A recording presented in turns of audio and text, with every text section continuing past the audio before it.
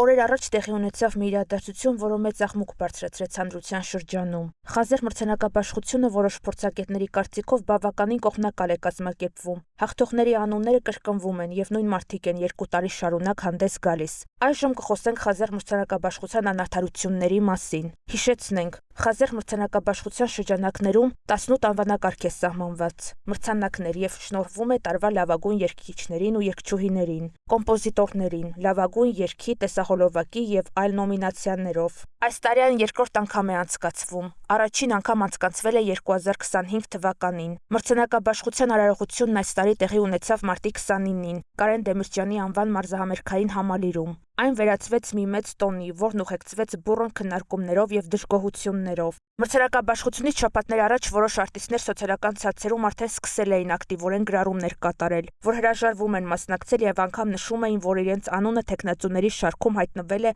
առանց իրենց թույլտվության։ Մրցանակաբաշխությունից հետո ոմանց մոտ կասկածներ ծագեցին, որ գուցե որոշ արտիստների մրցանակ շնորհվել է հենց այդ գրառումների եւ դժգոհությունների պատճառով է, որպեսզի խոսակցությունները դադարեն։ Եվ հակառակը կան երգեր, որոնք մարդկանց սրտում են, շարունակ հնչում են դրսում, տանը, մեքենայի մեջ, սակայն դրանք չարժանացան որևէ մրցանակի։ Եվ շոու բիզնեսի աշխարհում այժմ քննարկումներ են գնում։ Արդյոք կապերը, անձնական հարաբերությունները դեր են խաղում մրցանակներ շնորհելու հարցում։ Այդ հարցերն ավելի են սրվում, երբ դիտում ենք յութուբյան ալիքները եւ հաշվում ենք այդ երգերը, հոլովակների դիտումները։ Դերասան երգիչ հումորիստ Արսեն Գրիգորյանը հումորով անդրադարձավ Իվետայի Բրյունետի մրցանակներից հրաժարվելու հայտարարությանը։ Հրավիրյալ հյուրերի, արտիստների զգեստները նույնպես քննադատությունների տեղիք տվեցին։ Նրանք ներկայացրել էին հայ դիզայներների ստեղծած հագուստները։ Ըստ հանրության շատ արտիստներ իրավունք ունեին անվանակարգերում լինելու։ Օրինակ երգի պետական թատրոնի հիմնադիր, երգահան Արտուր Գրիգորյանը, ում դռները ստեղծագործությունը հնչեց Էրիկ Կարապետյանի կատարմամբ։ Դե իսկ համերգը եզրափակվեց Սիմոնի կատարմամբ, ով ստացավ տարվա հայտնություն կոչումը